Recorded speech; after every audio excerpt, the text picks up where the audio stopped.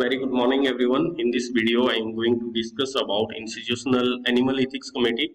As earlier we have discussed how to set up a small animal house facility and how to get a registration number for animal house facilities in India as per CPCSCA guidelines.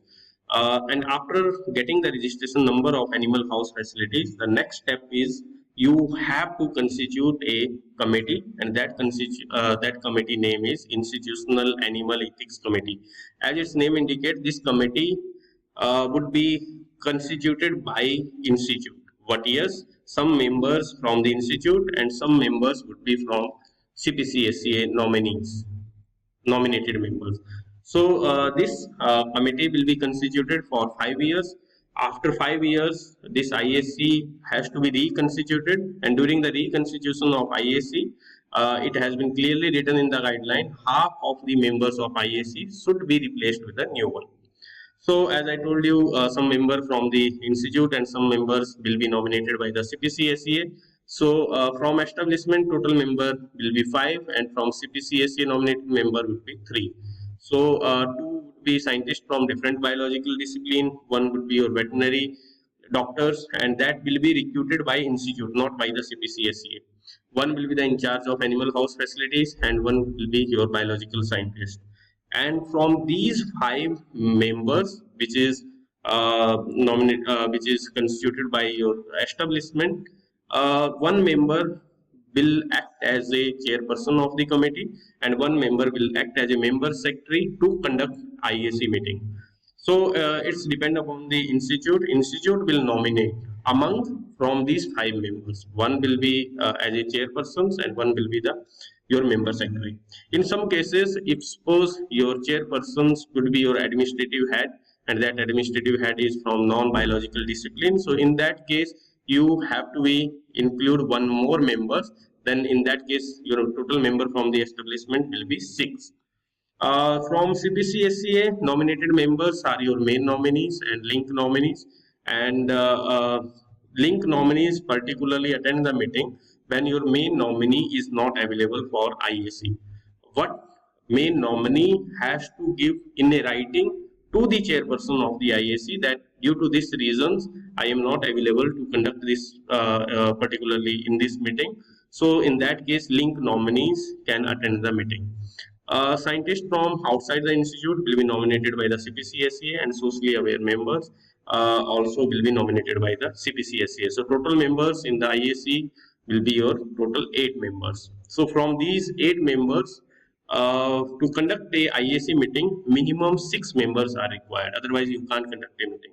And also there is a provision: some members is must to conduct a meeting. Without them, also you can't conduct. So mandatory members are your main nominee, scientist from outside the institute, and socially aware nominee. And there is recently one more thing is included in a CPCSCA guidelines, that if your institute have more than 40 research proposal per year, so in that case you have to conduct IAC meeting once in a 3 months. If your research protocol is less than 40 per year, so in that case you have to conduct IAC meeting biannually. So this is about the constitutions of IAC. Next, the function of IAC.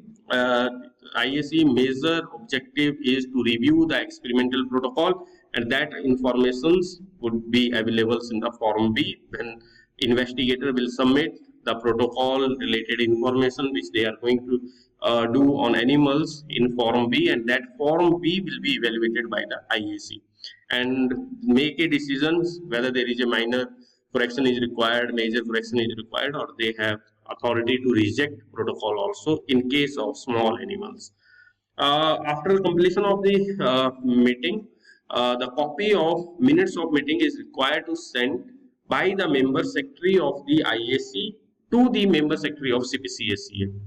There is in CPCSCA, there is a member secretary. So member secretary of the IAC will send, nowadays there is a login ID and password you will get, and in that one you have to be upload the minutes of meeting, and that minutes of meeting should be sent within the 15 days of meeting.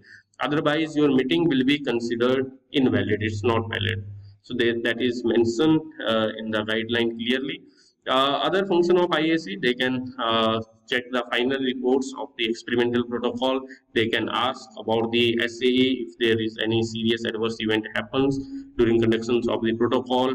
If suppose any changes you have done, premature termination, suppose you get a approval from the IAC for the protocol, then you have to be give the reasons if you have not conducted that studies or you have stopped the studies in between. So you have to be submit that report due to these reasons we have not conducted this study further or we have not started. Or in case of change of investigators, suppose form B, you get approvals by different investigators and that investigator due to some reasons left the institute. So in that case, you would like to other person act as an investigator for that particular protocol. So you have to be put in the IAC. This is the amendment which is required. So with the approval of that one, you can do these things. So these are the functions of IAC and constitutions. If I explain a little bit in Hindi, institutional animal ethics committee, जैसे नाम इसका indicate करता है कि जब आपने registration number ले लिया अपनी एनिमल हाउस फैसिलिटी का, जब आपने फॉर्म ए सबमिट किया, इंस्पेक्शन हुई, आपको रजिस्ट्रेशन नंबर मिल गया, तो अगला स्टेप क्या है आगे? आप क्या करोगे? एक कमेटी बनाओगे, उस कमेटी का नाम है इंस्टीट्यूशनल एनिमल एथिक्स कमेटी। अभी कमेटी है तो इसमें ऑब्वियसली मेंबर्स होंगे और एक कमेटी 5 साल के लिए बनती है। 5 साल के बाद आपको दोबारा बनानी पड़ेगी और गाइडलाइन के अकॉर्डिंग ये है कि जब आप दोबारा से 5 साल बाद बनाओगे तो जितने हाफ मेंबर्स जो हैं उनको रिप्लेस करोगे नए मेंबर्स के साथ। तो कुछ मेंबर्स इसमें आपके इंस्टीट्यूट के होंगे, कुछ सीपीसीएसए नॉमिनेटेड मेंबर्स होंगे। ये आपके इंस्टीट्यूट वाले मेंबर्स हैं और ये सीपीसीएसए नॉमिनेटेड हैं। टोटल 8 मेंबर हैं जो कि आपकी कमेटी बनाते हैं। इन 8 मेंबर्स में से पर्टिकुलर जो आपके एस्टेब्लिशमेंट वाले मेंबर हैं, ये जो 5 मेंबर हैं, इनमें से आप ये इंस्टीट्यूट करेगा, इंस्टीट्यूट क्या करेगा? नॉमिनेट करेगा कि ओके जो ये बायोलॉजिकल साइंटिस्ट जो हैं ये हमारे चेयरपर्सन होंगे कमेटी के, और ये जो एनिमल हाउस इंचार्ज फैसिलिटी जो है ये हमारा मेंबर सेक्रेटरी होगा जो कि मीटिंग को कंडक्ट करवाएगा। तो ये इंस्टीट्यूट नॉमिनेट करेगा इन 5 में से एक को चेयरपर्सन ऑफ द कमेटी और एक मेंबर सेक्रेटरी। पर अगर आपका जो चेयरपर्सन हैं वो इंस्टीट्यूट के एडमिनिस्ट्रेटिव कोई पोजीशंस के पर्सन्स हैं और वो नॉन बायोलॉजिकल डिसिप्लिन के हैं, तो उस केस में सीपीसीएसए बोलता है कि आप उनको चेयरपर्सन बना सकते हो। ऐसा नहीं है कि वो चेयरपर्सन नहीं बन सकते आईएसी के, वो बन सकते हैं, बना सकते हो। पर उस केस में क्या होगा कि आपके ये 5 तो रहेंगे ही मेंबर, तो एक छठा मेंबर जुड़ जाएगा जो कि चेयरपर्सन होगा कमेटी का, भले ही वो नॉन बायोलॉजिकल डिसिप्लिन के हो। आई होप इट्स क्लियर। तो ये आपके जो सीपीसीएसए करेगा, एक मेन नॉमिनी एक लिंक नॉमिनी। तो मेन नॉमिनी अगर सपोज कहीं पे बिजी हैं, वो अवेलेबल नहीं है, आपने आईएसी मीटिंग की डेट फिक्स की, बाकी सारे मेंबर एग्री हैं उस डेट के लिए, पर मेन नॉमिनी बोल रहे हैं कि मैं नहीं आ पाऊंगा, और आपको पता है सीपीसीएसई के अकॉर्डिंग मेन नॉमिनी का होना जरूरी है। तो सीपीसीएसई ने क्या किया है कि एक प्रोविजन किया है, एक लिंक नॉमिनी भी रखा है कि अगर आपके मेन नॉमिनी अवेलेबल नहीं है due to X Y Z reason, तो वो आपका लिंक नॉमिनी अटेंड कर सकता है उसकी जगह पे। बट ये करने के लिए मेन नॉमिनी कंसेंट देगा कि भाई मैं अवेलेबल नहीं है, लिखेगा, राइटिंग में देगा। किसको देगा? जो चेयरपर्सन होगा आपकी आईएसी का, तो वो लिख के देगा, तब आपका लिंक नॉमिनी जो है वो उसकी जगह पे मीटिंग अटेंड कर लेगा। आई होप इट्स क्लियर। एक आपका साइंटिस्ट फॉर्म और सोशली अवेयर मेंबर होंगे, तो टोटल 8 हो गए। और दूसरी ये भी बात है कि मीटिंग को कंडक्ट करने के लिए आपको 6 मेंबर की जरूरत है। पर 6 मेंबर ये नहीं कि आपने क्या किया कि ये 5 अपने, ये तो आपके इंस्टीट्यूट के ही हैं, 5 ले लिए और एक सीपीसीएसए नॉमिनेटेड ले लिया और बोला कि हमारे तो 6 मेंबर हो गए तो हम मीटिंग कर लेंगे आईएसी। ऐसे नहीं है, कुछ मेंबर का मैंडेटरी है मीटिंग, उनके बिना आप मीटिंग कंडक्ट नहीं करवा सकते, पर्टिकुलरली जो सीपीसीएसए नॉमिनेटेड मेंबर है। तो जो आपकी मेन नॉमिनी है, साइंटिस्ट फ्रॉम आउटसाइड इंस्टीट्यूट और सोशली अवेयर मेंबर, ये होने ही चाहिए। और दूसरी ये भी बात है कि जब आप मीटिंग करवाने जा रहे हैं तो आपको इनविटेशन जो है वो सारे मेंबर्स को भेजना है। ये नहीं कि आपने देखा कि ये 6 को ही हमें भेजना है और ये अवेलेबल हो गए तो हम बाकी लोगों को इनविटेशन नहीं भेजेंगे, ना बताएंगे कि मीटिंग है हमारी। आपको मीटिंग के बारे में सब मेंबर्स को भेजना है। फिर उसके बाद आपको डिसाइड वो करना है कि कोई अगर मेंबर अवेलेबल नहीं है, सपोज ये 8 हैं टोटल, तो इनमें से 2 मेंबर बोल रहे हैं कि हम ड्यू टू दिस रीजन हम नहीं आ सकते और वो मैंडेटरी मेंबर नहीं है। जैसे आपके इंस्टीट्यूट के कुछ छुट्टी पे गए हैं या कुछ है, तो उस केस में आप मीटिंग कंडक्ट करवा सकते हो, क्योंकि 6 मेंबर की जरूरत है, तो आपकी मीटिंग हो जाएगी। और दूसरा, अभी सीपीसीएसई ने रिसेंटली क्या किया है कि एक और प्रोविजन ऐड किया है कि अगर आपके इंस्टीट्यूट में 40 से ज्यादा प्रोटोकॉल है, रिसर्च प्रोटोकॉल एक साल में, तो आपको मीटिंग आईएससी की हर तीसरे महीने में करवानी पड़ेगी। अगर उससे कम है तो साल में 2 बार आपको मीटिंग करवानी है। ठीक है, तो ये आपके कॉन्स्टिट्यूशंस है और ये आपके फंक्शंस हैं कि मेन ऑब्जेक्टिव क्या होता है आपका आईएससी का, कि जो आपने फॉर्म बी में एक्सपेरिमेंटल प्रोटोकॉल की इंफॉर्मेशन सबमिट की, उसको एनालाइज करना कि कुछ एनिमल्स के रिलेटेड कोई हार्म तो नहीं हो रहा है एनिमल को, क्या प्रोसीजर यूज कर रहे हैं, वो सारी चीजें वो एनालाइज करेंगे और उसके बेसिस पे आपका डिसीजन लेंगे कि आपका प्रोटोकॉल अप्रूव करें या माइनर मॉडिफिकेशन कीजिए या नंबर घटा दिए या कुछ कर लिया, तो आप फिर रिवाइज करके उनको सबमिट कर दो, फिर आपका अप्रूव होगा।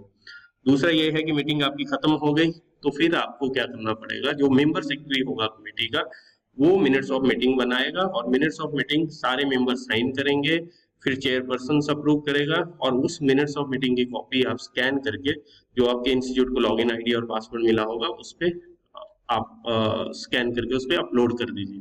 पर ये जरूरी है कि 15 दिन के अंदर आपको अपलोड करना है, अगर नहीं किया तो वो मीटिंग इनवैलिड हो जाएगी।